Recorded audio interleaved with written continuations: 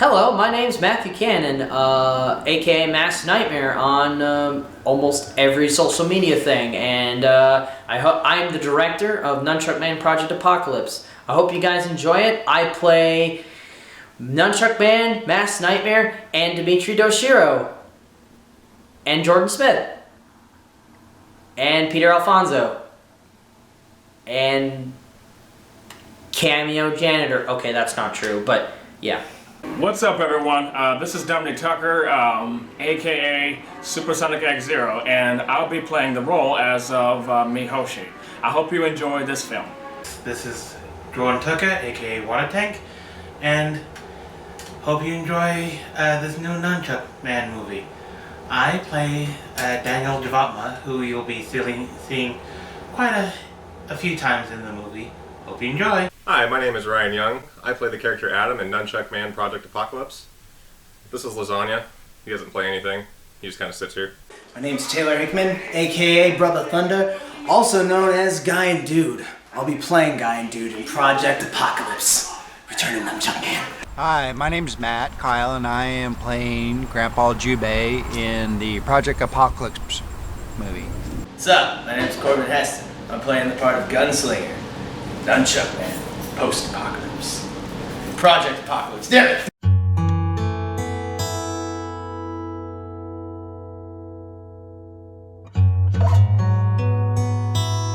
You know that feeling when you're a complete fucking nerd and you're bored as shit one day and you decide, and you got all these fucking weapons and you're all like, hey, let's go to the garage and do shit. That's fucking Nunchuck Man. Like, all the filming sessions were like, just off the cuff, no script, all improv, and it was just, I mean, it did start off as a fucking, like, you know, like, it's kind of like watching some sort of sketch comedy show before eventually I met Cameron Kitzman, and he came up with a more concrete plot, albeit that was not written, and it was still off the cuff and what have you, so mostly all that shit was due to the fact that we were bored as shit and we're fucking nerds, we had weapons, and I'm like, hey, let's go to the garage and do fucking shit, because that sounds like fun. So a lot of the inspirations for Nunchuck Man, when we go out to the garage, is like after we see some like really cool fucking movie and shit, we would be all like, oh, we gotta make a Nunchuck Man episode, we gotta introduce a character that's inspired. Like, when we came up with Kai, Kai is actually like an last living elf in the world, and he's got like a thick British accent, and he uses a bow, and we got inspired to make that character from the movie Aragon, which I have not seen in fucking years. Basically, my time with the movie and the filming is like sometimes like after basically, you know, when I get out of school, I basically, you know, head over to Matt's house or Matt's apartment, and we just start filming. As like we just chill for a little bit, and then we start getting into costume and heading out and try to get stuff ready to go for the film. The way I had gone about Nunchuck Man was, well, Matt was trying to put together a previous movie called Return of Nunchuck Man, which may or may not get remade slightly after this. But he was trying to find an actor to play Daniel Javatma, and I kind of stepped up to see whether or not I could play the part, and lo and behold, Matt was looking for a well-insulated person, shall I say, and I happen to fit the bill in more ways than one. And do not take that out of context, Matt. So anyway, Matt asked me if I had any type of formal wear. Fortunately, I did. And that's how I basically became Javatma in a sense, and how I learned about Nunchuck Man. The first time I heard about Nunchuck Man was at work at Hank's Charcuterie. Random conversation with Matt. Sort of vaguely mentioned that he'd done a movie in the past, and I was I was sort of skeptic. I was like, yeah, everyone says they've done a movie, like little short videos. Everyone's done them in school. But then he's like, no, I've actually made like a movie. It's like an hour long. It's on YouTube, the whole thing. So another coworker and I just spent an entire day at work, working, mind you, but watching it piece by piece and into completion. And the impressions is just like, oh my god, there has got to be like another one of these. There has to be like a prequel. And I remember even approaching Matt right after I had watched it and was like, dude, you make another one of these, like I'm gonna be a part of it no matter what. So that's how that came about. And it was just like, it was from the moment it started, beautiful. Well, when I first heard about Nunchuck Man, I heard about it from Matt as like a dishwasher at Hank Charcuterie, and he asked me to play the part of Gunslinger, and I thought, fuck yeah, that sounds awesome, right? I was skeptical at first, but like after reading over the script, it proved to be like a really fun project, and I don't know, I've had a great time. And first thoughts were just like, never acted before, so I hope to God this works out. You first approached me about it, about playing the character as Adam, and I was interested. It sounded like a lot of fun. It sounded like it was going to be something a little over the top just by the name Project Apocalypse, which added to the enjoyment of it, and here I am. Matt approached me with the project, and at first I was like, I don't know, that's a lot of responsibility, but then he kind of talked me into it. He was talking about the movie, and he was talking about all the stuff that was in it, and I started to get excited about it. Then he gave me the script, and the script was really funny and poignant and great, and so I said, what the hell, I'll jump in, so that's what I did.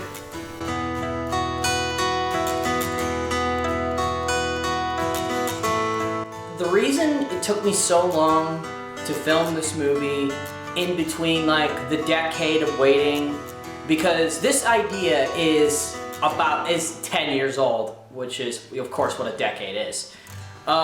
It's 10 years old. Not to mention that, you know, we tried to get this off the ground in high school. Back in high school, when I was like a junior or senior, maybe a sophomore now that I think about it, but we could ultimately, I don't know what happened along the way, we just kind of lost interest, and we just got a bit more lethargic, and one thing just ultimately led to another, and then Nunchuck Man just kind of went to a screeching, well, not exactly a screeching halt, because we technically did our final episode in the high school videos, even though we were like, all right, we're gonna close this shit off with a movie, and we never did it until now. And believe me when I say that the final, the high school variation, if it ever happened, would have been 10 times shorter than the final product of this actual movie.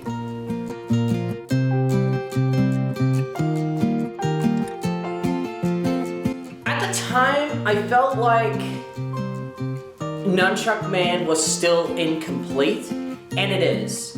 And I figured that I was like, well, and at the time I didn't know a lot of people during the making of Return of Nunchuck Man, and I didn't have, like, I had so many different diverse of characters in Project Apocalypse compared to Return of Nunchuck Man that it's just, okay, I need to like get different type of people, because there's no way I can justify,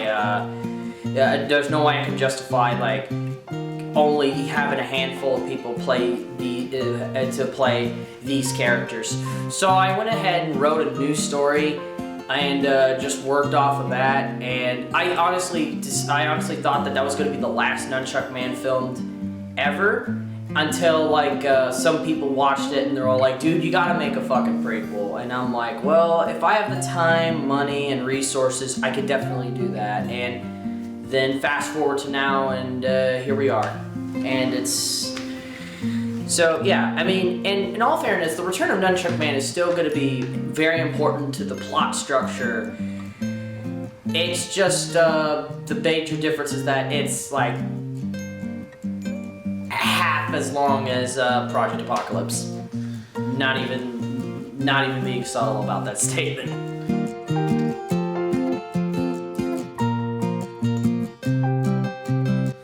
I would say the biggest reason that I helped inspire this was because always like a part of my personality and who I am is one to always be a ham and always be like in front of a camera or doing something creative. But more importantly, it's like about fostering creativity in my friends and to have something else to do that's like fun to say, like, hey, what are you doing this afternoon? It's like, oh, I'm gonna do a couple drawings and then I'm gonna go film a kung fu fight scene in the woods behind, the train tracks.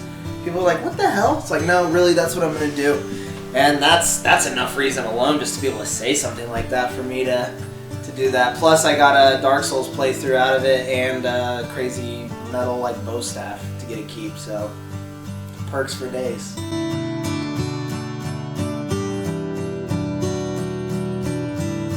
Easily, without a fucking doubt, in my high school movies, better cinematography. Like, not improv shit, actually have a different camera angles instead of just a fixed camera the entire time, and just overall, just better cinematography, because the cinematography was absolute shit. Like, it was literally fixed camera, so there was a lot of like cool moves that we done off the frame. There was dialogue that could not be picked up because the camera was too far away from us at the time. Not to mention, like, sometimes it's just literally propped up on a chair or a stack of books because we didn't have a tripod. And it's just, and of course, have it be written so it's not like off the cuff and improv, like 100%. I mean, of course, that's not to say that both Nunchuck Man movies didn't have any sort of improv, because there was quite a bit of it that was improv, like last second. But the fact of the matter is that sometimes it's a little old saying. Sometimes too much of a potential good thing can be a bad thing. I thought about this. So I haven't seen the high school movies, but I doubt you did this. I always wanted there to be at least one scene of like an origin type scene where Nunchuck Man was a actual like small child and was like had some sort of like weird, either watching his master get attacked by like 100 dudes or seeing his mom like fall off a cliff from some warlord knocker, or just something. I always wanted to see like a child flashback, like go way back and just like Nunchuck Man as a kid with like nunchucks and the hair and everything. That's what I would want. I would have liked to kick Taylor Hickman's ass a little bit longer. His character, guy and dude, or I guess characters if you'll put it that way, where they were a tough opponent and I would have liked a longer fight. But it would have been nice to have a bigger budget so that we could pull in a little more effects work, pull in a little more physical effects work, not the actual post-processing. I think that's about it. I really enjoyed the process of it. I would have liked to have a little less distraction during it that kept me from joining some filming sessions here and there, but life happens. I would be featured in a lot more of them. Yeah, just stop killing me on my movies, please.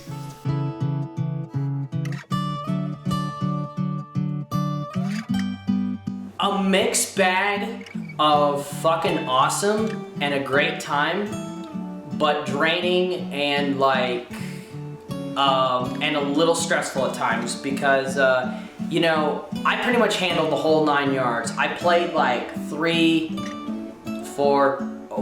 characters, 5 different characters at least, and I was director, so I was giving directions to everybody. And like editing was also kind of a nightmare, because sometimes Sony Vegas will just crash and I'm just like, god damn it, what the fuck. And it's definitely like a mixed bag, but on the other hand it was also fun. We all would laugh at like we all would laugh at like some of the funny stuff that we do. So bottom line, I had a great time, albeit it was stressful, but that's just how it is. And there's probably like but there's always going to be like major picture directors and actors who have 10 times more stress than what I make here in Lawrence with just a basic Canon digital video camera.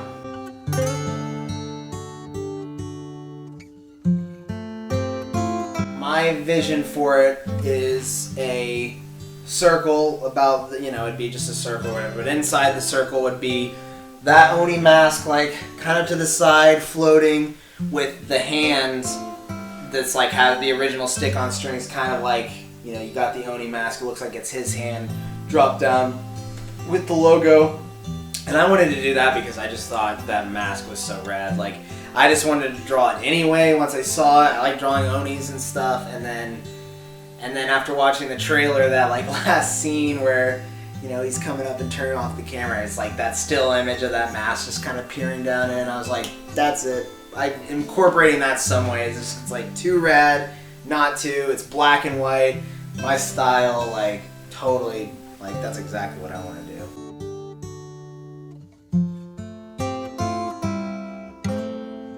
For starters, I'm a dishwasher at Hank's Charcuterie. I've been there for almost 2 years. I really enjoy video games and like fucking action movies and shit, which is where a lot of my inspirations came from for this. Moves, characters, personalities, and references. A lot of them came from mostly fighting games like King of Fighters, Tekken, Mortal Kombat, Street Fighter, too many to the list. That was a lot of my inspirations for Nunchuck Man and what have you. But like I said, I like video games, I like making movies. I enjoy doing Let's Plays and live streams. I don't do that very often, but but now that I got a bit more of a easier schedule to manage, I can probably like do those two a lot more, and hopefully get my YouTube shit going, and that's gonna be a good time, and maybe even make more short films in the future, and hopefully nothing will go wrong, knock on fucking wood. He's fun to work with, but when he sets a deadline for himself, he is more focus driven, and no offense to that, can be a little annoying, but let's be honest, that can happen to anyone and everyone, so we all be human. So that's a minor, extremely minor nitpick. Like, he's very creative, and I had a lot of fun with his films. I would describe Matt as like one of the most genuinely ambitious dudes, especially in this area. Like, as far as directing and like work ethic, like making sure all the dots are in order, putting up flyers around town saying like, I'll be filming a fight scene with weapons, like please don't call the cops. If you have any questions, email me. Just like trying to tie up every little loose end, meticulous, and also just because the original project he'd done way before he met me, and then when I had kind of briefly mentioned that I thought he should make this, it was like, when is he gonna find the time or like have the energy or resources or people to like actually do this? It was like, it'd be rad if he did, but it's kind of just like a fever dream. But then like now here we are like doing this, and it's all done with like more cast and gonna be more epic. So it's just like pretty much only Matthew could like go from like point A, where it's just like kind of jokingly like, dude, this would be so rad if you could, to like, okay, now here we are doing this. So meticulous, man, getting stuff done. It's the best, man. You can't work for anybody cooler than that, I mean, the script was fucking amazing. Like, all of our like sets were good. Had a great time filming, and I'm excited to see more work by Matt. It should be good. I thought you did a really good job with it. You and Jordan worked well. I loved hearing you guys banter on the set. I'm sure there was a little annoyance on both sides here and there, but it was always veiled behind joking around, keeping it lighthearted. No one ever got mad at each other. That was good. I thought you put forth a really good direction, and you worked really well with suggestions from your crew.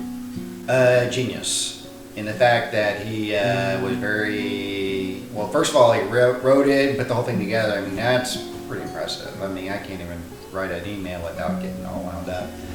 But you know, he had fun with it. He was patient. You know, when I mess up my lines, he'd just say, "Let's do it again. Let's do it again. Let's do it again." And so, you know, it was a good experience. I had a lot of fun.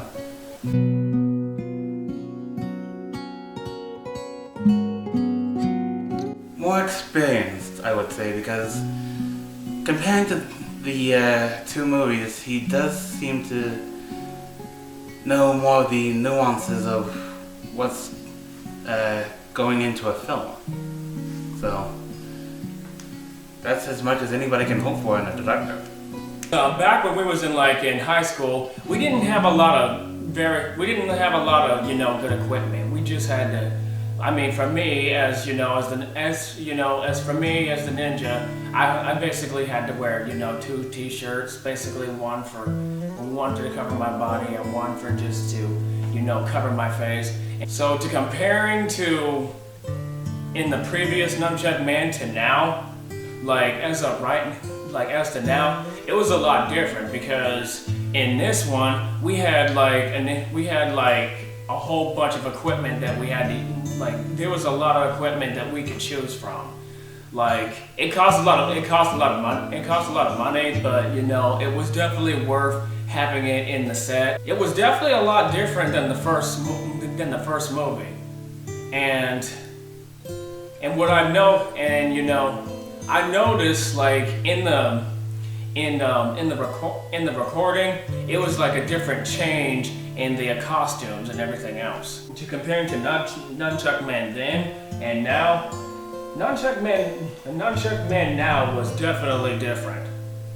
Actually, I think he's a little bit more detailed about stuff. His scripts are a little bit more fleshed out. His ideas are a little bit more clear. He tells you exactly what he wants. He has an idea of what he wants. It kind of directs you towards it. Where high school, they more seem like they're going to have fun and get together and do stuff like that. But this was a more complete package, more professional package. Everything that was planned from start to beginning. So I think it's been a good step. I would say, for starters, I would say the cinematography is much better compared to the high school films to these movies. I'm definitely better well equipped in terms of technology. And I also felt like I've matured a lot to a degree because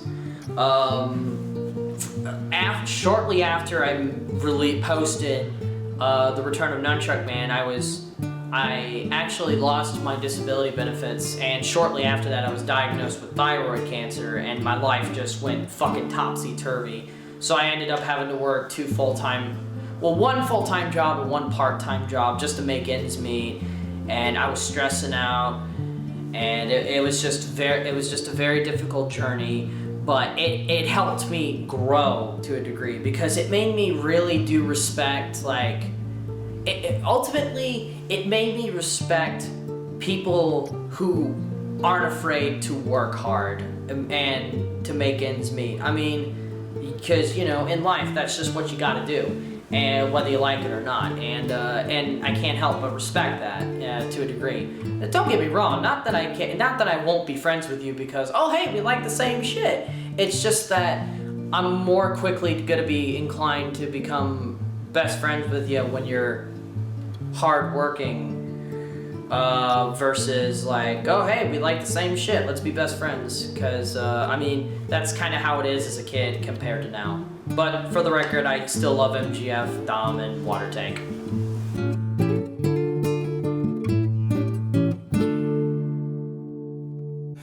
Again, it would be that nitpick of him being driven when he sets a deadline to himself.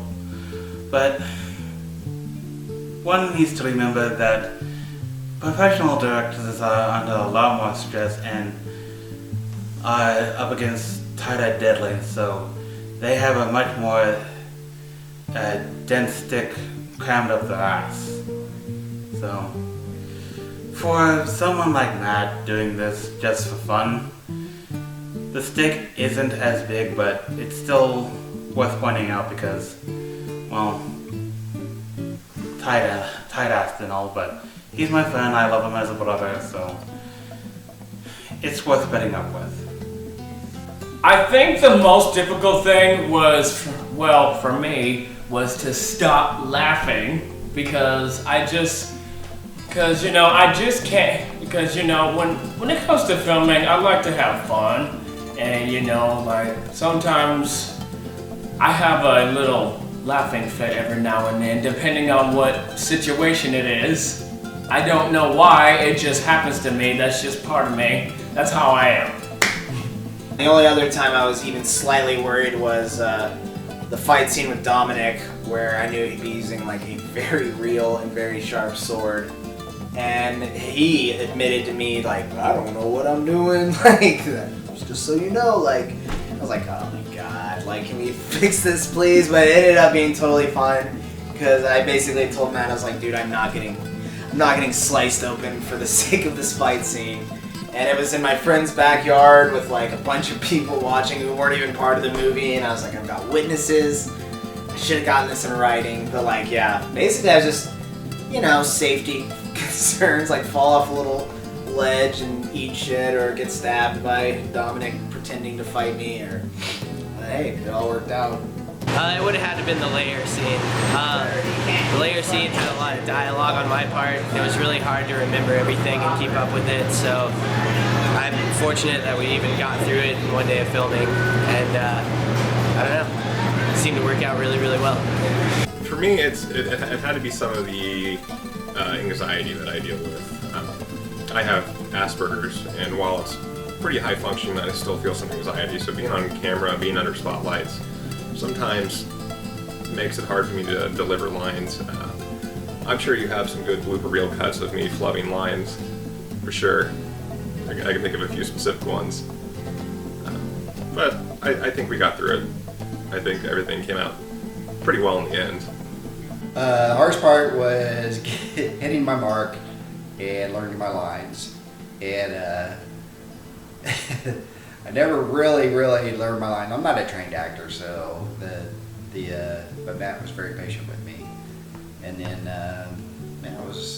if I had more time, I would have really studied the lines and learned them really well. But we were just kind of on the fly and doing it when we could get done in between our jobs and everything that was going on. So, but it was fun. We got it done. Fuck, there's just so many difficulties. Definitely, I think for me, it's definitely scheduling. It's because it was definitely scheduling like filming events, because sometimes shit comes up last minute and there's nothing you can do about it, and it's just like, oh fuck, well there goes a day of filming wasted, and it's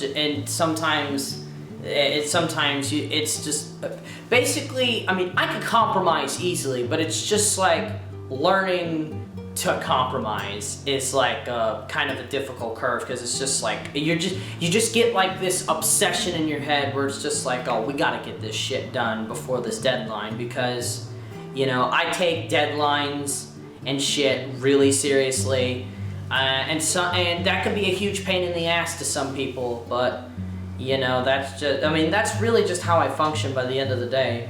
I mean, and people just need to remember that just because I can be an asshole because we're not meeting this criteria in time doesn't mean I hate you. It just means that we just gotta buckle down and get serious and ultimately just get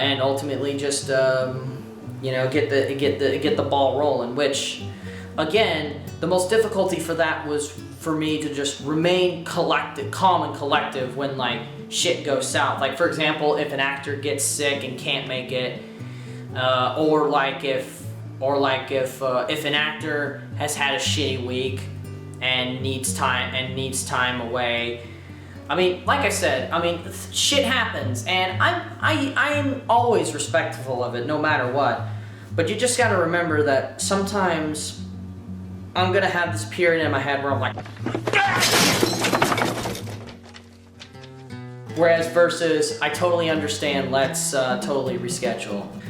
Of course, there's also taken into consideration of like, also compromising during the set. Because when we filmed Dimitri Doshiro versus Mihoshi round 1, I stupidly was all like, oh, let's film right there, which mosquitoes were which was apparently mosquito mating season that day, and let's just say me and Dominic were the side course, and Jordan's got the fucking worst of it, and after the session, I literally made like 2 fucking trays of like oven roasted potatoes, and I was like, I just had a fucking small sheet tray full of potatoes, and I'm like, Jordan, that's all fucking you, buddy, because he really did deserve that for having to endure that bullshit, because even I have to say that, I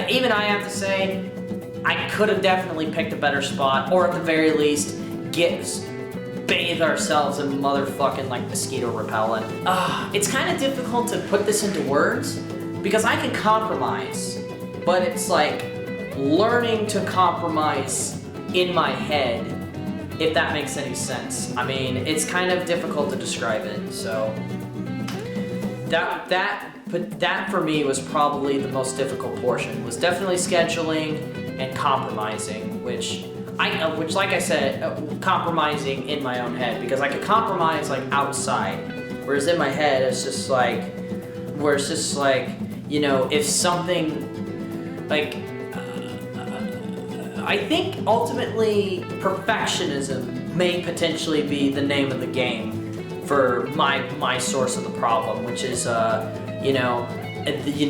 piece A has to be piece B, has to be piece D, has to be piece C, and if we don't have piece C, we're fucked. That kind of thing.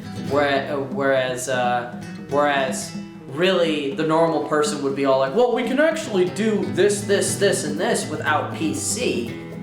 And it's just like, okay, well, alright. And in some cases, that could sometimes be a blessing in disguise, because when we did scene 3, Dominic actually got sick before we started filming scene 3, and I was panicking the entire fucking time. And I was like talking with Jordan, who's the assistant director of the movie, and he was like, and we were like, all right, Jordan, what the fuck are we gonna do? What the fuck are we gonna do? And eventually I was like, wait, here's what we can do. So I wrote down a list of what we can do and what we can't do without like Dominic. And it turns out that the list for what we can do without Dominic turned out to be pretty massive. And I'm like, actually, this is manageable. And the best part is, it's a blessing in disguise, because there would have been no fucking way on God's green earth that we could have done Dominic's stuff and everybody else's shit for scene 3 on the same day. Because, I mean, and with the short time frame, it turned out to just be impossible, because by the time we were finished, the sun was literally about to be like fully down, and that's the name of the game.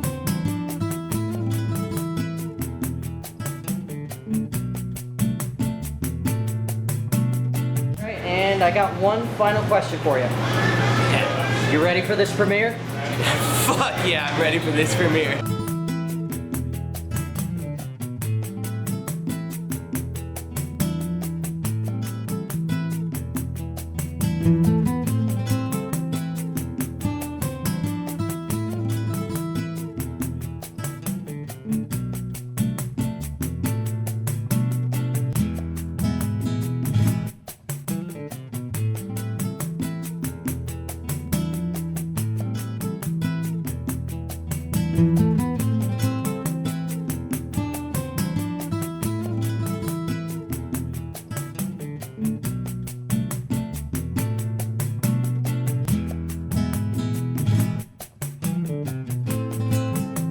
Aren't you kind of strange though?